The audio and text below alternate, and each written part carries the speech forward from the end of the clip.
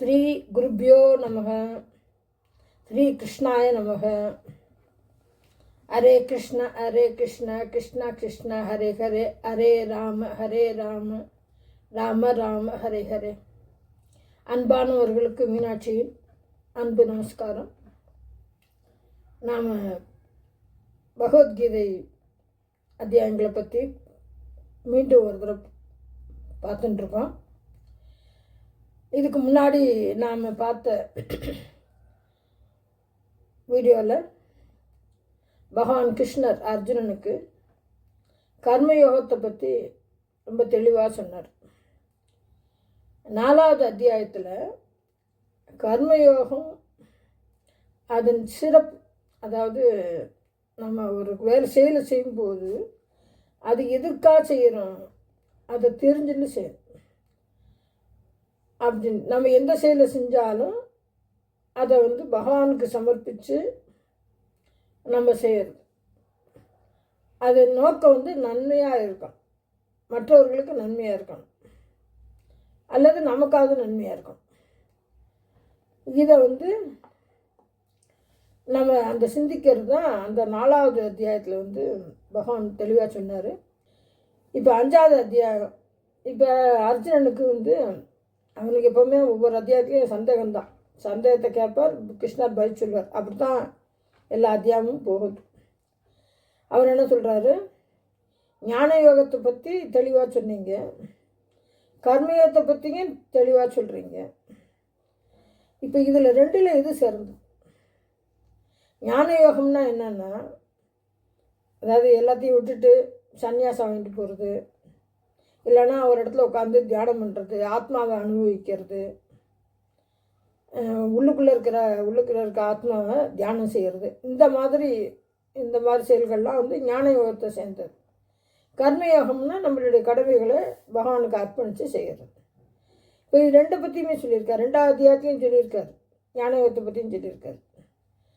அதனால் இது 2ல் எது சிறந்தது அப்படின்னு சொல்லி அர்ஜுனனுக்கு மீண்டும் சந்தேகம் வருது.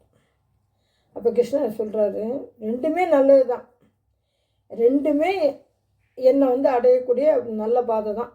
ஆனாலும் செயலை தொடர்ந்து செய்யக்கூடிய ஞான யோகத்தை காட்டிலும் செயலை செய்கிற, அதாவது பகவானுக்கு அர்ப்பணித்து நம்மளுடைய கடமைகளை கர்மயோகமாக செய்கிற அந்த கர்மயோகம்தான் பக்தியோடு செய்யணும்.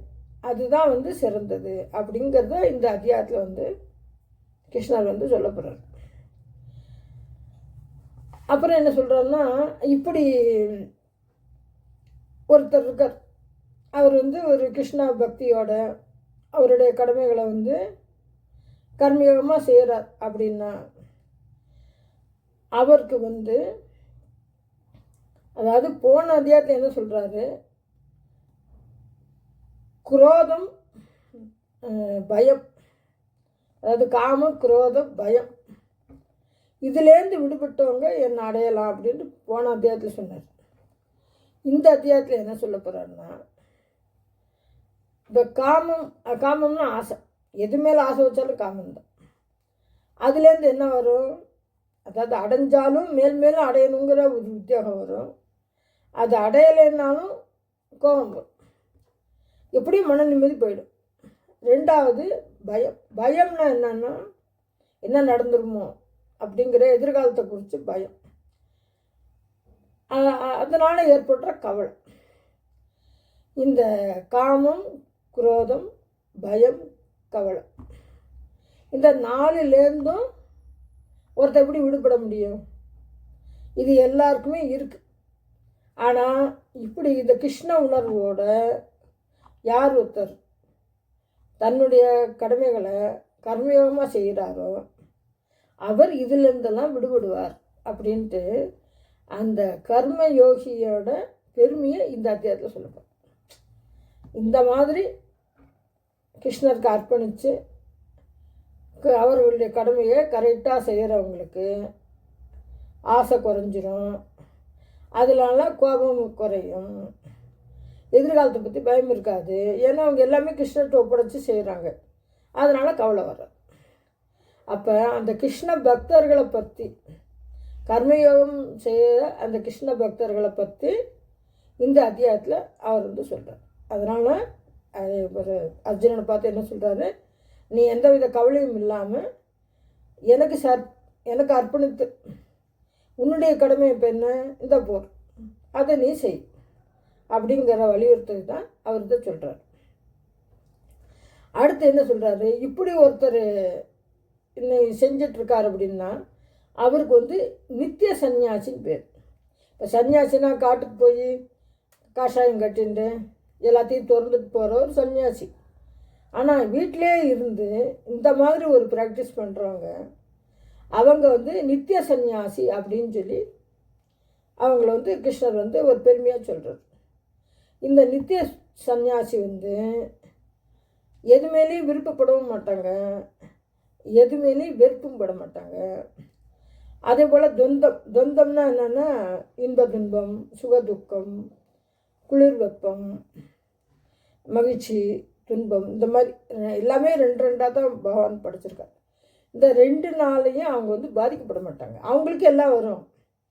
இப்படி ப்ராக்டிஸ் பண்ணுறவங்களுக்கும் இன்பமும் வரும், துன்பமும் வரும், சுகமும் கிடைக்கும், துக்கமும் வரும். ஆனால் அவங்க அதை ஏற்றுப்பாங்க, அதுக்காக கவலைப்பட மாட்டாங்க, அதனால் பாதிக்கப்பட மாட்டாங்க. அது அவங்களுக்கு இது கிருஷ்ண பக்தியாக இருக்காங்க, அவங்களுக்கு எதுவுமே கஷ்டமே வராது அப்படின்னு அர்த்தம் கிடையாது. அவங்களுக்கும் வரும். அதை ஏற்றுக்கக்கூடிய மனநிலை, அந்த தைரியம், அது அவங்களுக்கு வரும். அவங்க வந்து யாரையும் விருப்பப்படவும் மாட்டாங்க, யாரையும் வெறுக்கவும் மாட்டாங்க. அவங்க நினச்சது நடந்தால் ரொம்ப சந்தோஷப்படவும் மாட்டாங்க. அவங்க நினைக்கிறதுக்கு மாறாக நடந்தாலும் ரொம்ப அதுக்காக துக்கப்படவும் மாட்டாங்க. அவங்க வந்து ஒரு சமநிலையில் இருப்பாங்க. அதனால் அந்த மாதிரி ஆட்களை வந்து, அந்த மாதிரி ஒரு கர்ம யோகிகளை ஸ்ரீகிருஷ்ணர் நித்திய சன்னியாசி அப்படின்னு சொல்கிறார். இந்த மாதிரி ஒருத்தர் நித்திய சன்னியாசியாக இருக்கிறவர் வந்து எல்லாருக்கும் சம பார்வை பார்ப்பார்.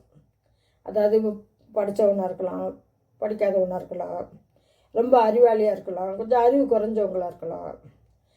அதை தவிர மனிதன், மாடு, நாய், பசு, எல்லாரையும், ஜீவராசிகள் எல்லாரையுமே ஒரு சமமாக பார்ப்பாங்க. இது ஏற்றத்தாழ்வு அவங்க மனசில் இருக்காது. அதுக்கு பேர் தான் சமதர்சனம் அப்படின்னு பேர். அந்த சமதர்சனம் அவங்களுக்கு ஏற்பட்டுருக்கும். யார் ஒருத்தருக்கு வந்து அந்த சமதர்சனம் ஏற்பட்டதோ அப்போ அவங்க வந்து அவங்க உயிரினங்களை பார்க்க மாட்டாங்க, அந்த உயிருக்குள்ள ஆத்மாவை பார்ப்பாங்க. எல்லார் இதயத்துலேயும் இருக்கிற ஆத்மா கிருஷ்ணர் தான் அப்படின்னு அவங்களுக்கு அந்த சமதர்சனம் தெரிஞ்சிருச்சு அப்படின்னா அவங்க யாரையும் ரொம்ப விரும்புகிறதும் இல்லை, யாரையும் வெறுக்கவும் இல்லை, எல்லாத்தையும் சம அளவில் நல்லபடியாக பழகிட்டு அவங்களுடைய வேலைகளை அவங்க கரெக்டாக செஞ்சிட்ருப்பாங்க.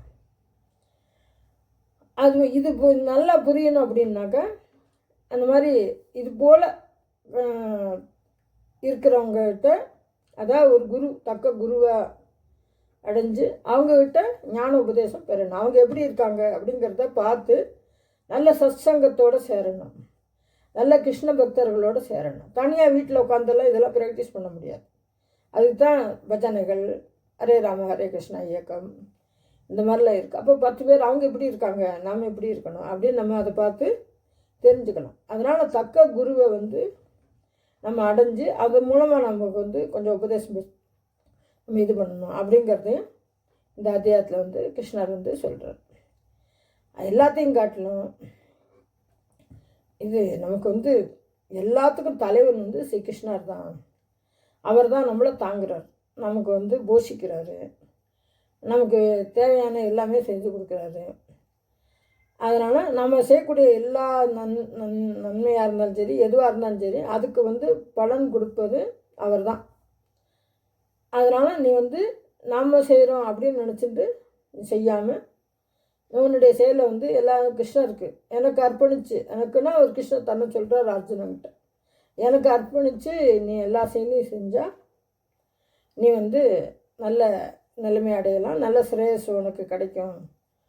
அதனால் நீ வந்து இந்த கவலையெல்லாம் நீ என்ன நடக்குமோ ஏது நடக்குமோங்கிற அந்த கவலையெல்லாம் நீ படாமல் நீ வந்து தைரியமாக எழுந்திரிச்சு உன்னுடைய கடமையை செய்ய அப்படிங்கிறார்.